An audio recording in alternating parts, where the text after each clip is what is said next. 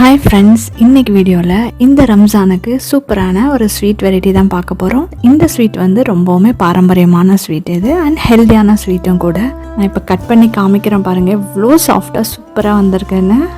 இது வாயில போட்டு அப்படியே கரைஞ்சி போயிடும், அவ்வளோ டேஸ்டியா இருக்கும்.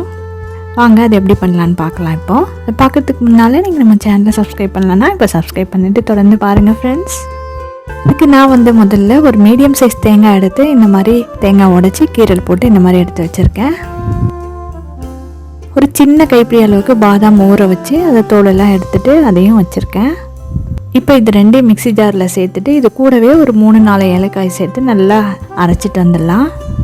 இந்த தேங்காயும் பாதாமும் ஒன்றா சேர்த்து அரைச்சி இதை வந்து நல்ல திக்கான பாலாக வந்து வடிகட்டி எடுத்து வச்சுக்கலாம். இதுக்கப்புறம் என்ன தேவைன்னா நான் 7-8 முட்டை வரைக்கும் எடுத்திருக்கேன். நீங்கள் பிகினராக இருந்தீங்கன்னா உங்களுக்கு கரெக்டான அளவு எப்படி வரணும்னா நீங்கள் முட்டை எந்த அளவுக்கு எடுக்கிறீங்களோ அதே அளவுக்கு தேங்காய் பால் எடுத்துக்கோங்க. இப்போ ஒரு டம்ளர் எடுத்துகிட்டு நீங்கள் தேங்காய் பால் அதில் அளந்தீங்கன்னா அதே டம்ளரில் முட்டையும் அளந்து எடுத்துக்கோங்க. அப்போ உங்களுக்கு கரெக்டாக இருக்கும், நல்லா வெந்து வரும், தண்ணி ஆகாமல் சூப்பராக இருக்கும். நான் வந்து இந்த கிண்ணத்தில் காட்டுறேன் பாருங்கள். இதில் வந்து சம பங்காக தான் எடுத்திருக்கேன், தேங்காய் பால் அண்ட் முட்டை ரெண்டையுமே. சுகர் வந்து 1/2 கப் சேர்த்துருக்கேன். நீங்கள் வந்து உங்கள் இனிப்புக்கு தகுந்த மாதிரி கூட்டியோ குறைச்சோ சேர்த்துக்கலாம். முட்டை கூடயே இதுக்கு தேவையான சர்க்கரையும் சேர்த்து நல்லா மிக்ஸி ஜாரில் சேர்த்து நல்லா அடித்து எடுத்துகிட்டு வந்துடலாம். அடித்த அந்த கலவையை இப்போ ஃபில்ட்ரு பண்ணிக்கலாம். அப்புறம் தேங்காய் பாலும் பாதாமும் அரைச்சி வச்சுருந்தோம் இல்லையா, அதையும் இன்னொரு தடவை ஃபில்ட்ரு பண்ணி இதில் சேர்த்துக்கலாம். எல்லாம் நல்லா ஒன்றா கலக்கிற மாதிரி ஒரு தடவை மிக்ஸ் பண்ணி விட்டுட்டு வச்சிடலாம். நான் வந்து குக்கரில் வந்து கொஞ்சமாக தண்ணி சேர்த்துருக்கேன். இப்போ நம்ம மிக்ஸ் பண்ண கலவையை ஒரு பாத்திரத்தில் சேர்த்துட்டு அந்த குக்கரில் அந்த பாத்திரத்தை உள்ளே வச்சிடலாம். இந்த பாத்திரத்தில் வந்து 1/4 பாகம் வந்து தண்ணி தொடுற மாதிரி இருந்தால் போதும், நிறைய ஊற்றிடக்கூடாது.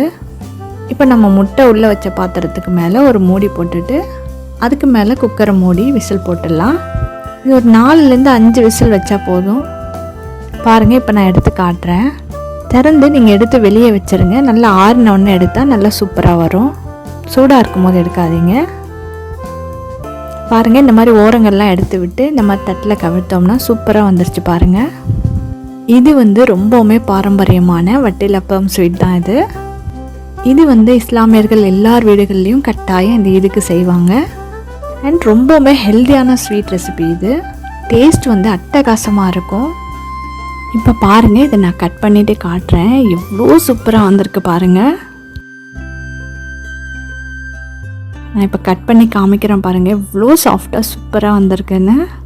இது வாயில் போட்டு அப்படியே கரைஞ்சி போயிடும், அவ்வளோ டேஸ்டியாக இருக்கும்.